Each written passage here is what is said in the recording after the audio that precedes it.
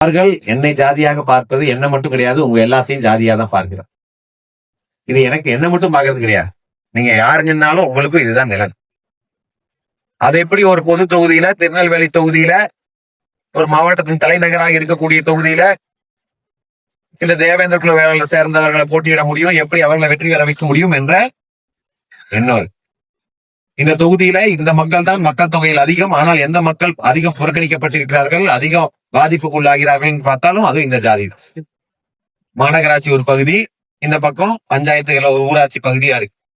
மாநகராட்சி பகுதியை பார்த்து விட்டால் அங்கும் பல தேவேந்திர குல வேளாளர்கள் வாழ்கிறார்கள். அவர்களும் கிராமங்களாக தான் அந்த மாநகராட்சிக்குள்ள இருக்கிறார்களே தவிர அவர்கள் வாழ்வாதாரம் ஒன்றும் ஒரு மாநகராட்சியில் எப்படி இருக்கணும் அப்படி கிடையாது. மாநகராட்சி வளருது, ஆனால் அவர்கள் கிராமமா இருக்கிறார்கள். அவர்களை சுத்தி தான் டவுன் வளருதே தவிர அவங்க கிராமம் அதே மாதிரிதான் இருக்கு. அதே எங்க மானூர் பகுதிக்கு வந்தா அவர்களுடைய வாழ்வாதாரம், பல ஊர்களுக்கு ரோடு கிடையாது, சாக்கடை வசதிகள் கிடையாது, குடி தண்ணீர் கிடையாது, பஸ் வசதி கிடையாது. ஏன்?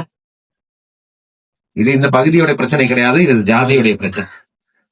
மற்ற ஜாதிகளுக்கெல்லாம் இருக்கும், உங்க ஜாதிக்கு கிடையாது. ஏன்னா நீங்க அப்படியே சாக்கடையிலே கிடக்கும், ரோடு வேண்டாம், தண்ணி ஏதோ வாங்கி குடிச்சிட்டு போங்க, சப்ப தண்ணி குடிங்க, உங்க விவசாய நெல் எங்கேயோ கிடந்து அழுகி போட்டும், உங்க குளத்துக்கு தண்ணி வந்தா வரட்டும். இது திருநெல்வேலி மட்டும் பிரச்சனை கிடையாது, ஒட்டுமொத்த தமிழ்நாட்டிலும் தேவேந்திர குல வேளாளருக்கு இதுதான் பிரச்சனை.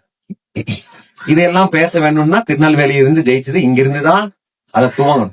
ஏன்னா இந்த சமுதாயத்துடைய அரசியல் ஹெட் குவார்டர் திருநெல்வேலியில தான் இருக்கு. இந்த பக்கம் ஒட்டப்பிடாரம், மேல சங்கரன் கோயில், ஒரு பக்கம் விளாத்திக்குளம், ஒரு பக்கம் பாளையங்கோட்டை, இது எல்லாமே தேவேந்திர குல வேளாளர்கள் அடர்த்தியாக வாழக்கூடிய தொகுதிகளும் ஊர்களும் தான். ஆனால் அங்க எல்லாமே தேவேந்திர குல வேளாளருக்கு இதுதான் நிலைமை. நம்ம சமூகமாக சேர்ந்து ஓட்டு போட்டு நம்ம பலத்தை காட்டல, நம்ம வெற்றி பெறலன்னா நம்ம அரசியல் இன்னும் பின்னோக்கி தான் போயிடும். கண்டவன் கண்ட போல பேசுவான்.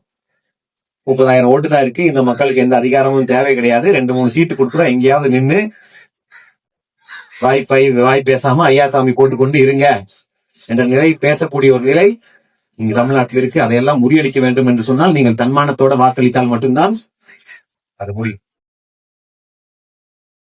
இது ஏதோ நான் எம்எல்ஏ ஆக வேண்டும் என்று நிற்கலேன்.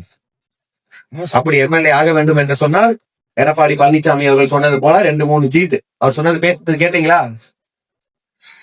அந்த சீட்டு எல்லாம் கேட்க கூடாது. அப்ப 2-3 சீட்டு வாங்க வேண்டும் என்று நினைத்திருந்தால் டாக்டர் ஐயா அவர்கள் எப்போதோ வாங்கி இருப்பாரு. ஏதோ ஒரு தமிழ்நாட்டில் ஒரு தனி தொகுதியில நின்று நம்ம ஜாதிக்குள்ளே மோதிக்கொண்டு எப்படியாவது யாரோ ஒரு பலர் தான் வெற்றி பெற்று வருவாங்க, அவங்க ஏதோ பண்ணிக்கிட்டோம்.